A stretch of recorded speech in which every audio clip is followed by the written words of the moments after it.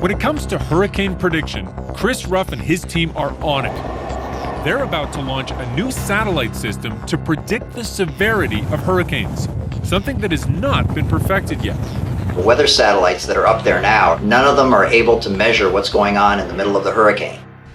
CYGNSS, or Cyclone Global Navigation Satellite System, is a constellation of 8 microsatellites that can see right into the eye of a storm. The new way that we measure is able to penetrate through the rain and measure the winds in the center of the hurricane. It does this by receiving GPS signals bouncing off the ocean's surface. When GPS signals scatter off of something, the navigation signals get distorted, and we can calculate exactly how rough the ocean surface is, and from that we can calculate exactly how windy it is. It's a new thing that hasn't been done before. It's something that is desperately needed. This year, the worst hurricane season ever recorded has battered the Caribbean and the southern United States. Current forecasting tools couldn't keep up.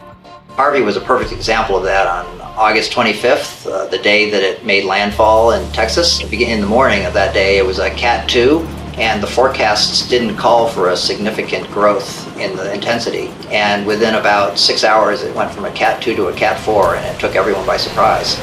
That's exactly the sort of thing that we want to try to improve upon. Before CYGNSS can get to work, it needs to get to space. For this job, they call the experts at Orbital ATK. What we do here at this facility is we integrate and test the Pegasus rockets. The satellites ride to space. So what we're looking at is the rocket with 8 satellites, CYGNSS satellites installed. So if you look at it here, you can see there's 4 on the front and 4 on the back. And during this mission, we'll deploy 2 at a time until we've deployed them all. And that'll allow them to fan out over the areas they want to cover when they're doing their storm monitoring. And this is its launch pad, a Lockheed L-1011 TriStar named Stargazer.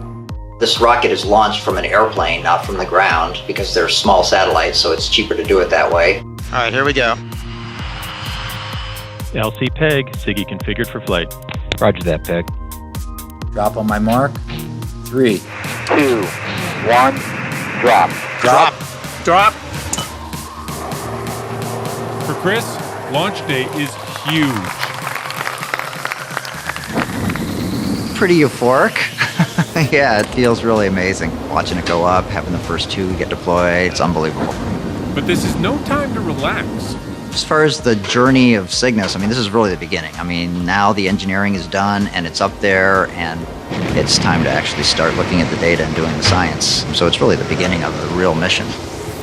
About 14 minutes after launch, everything's in orbit, and the satellites start getting released in pairs, and that takes about 2 minutes, and then all 8 satellites are released. And at first, they're just tumbling, and there's automated systems on board that will automatically turn on as soon as they're released. And the automated systems, the first thing they do is open up the solar panels and point the solar panels at the sun. That's really the most immediate thing to do to make sure the batteries don't run down. That's when the team starts communicating with them.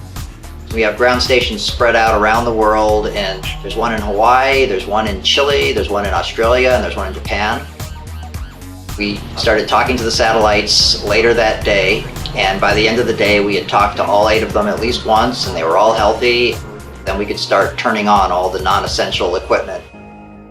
This hurricane season has provided Chris with an abundance of data.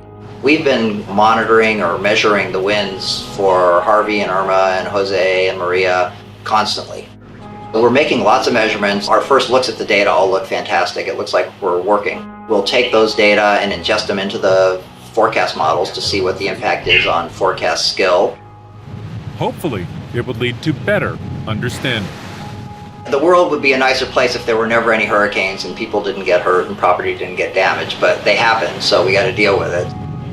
Drop. Drop. Drop. This whole experience with running a mission like this has been really fantastic for me. It's not something that your typical university professor gets to do. It's been a really fun experience, and it's really rewarding to know that what we're doing is something that can help a lot of people out in the future.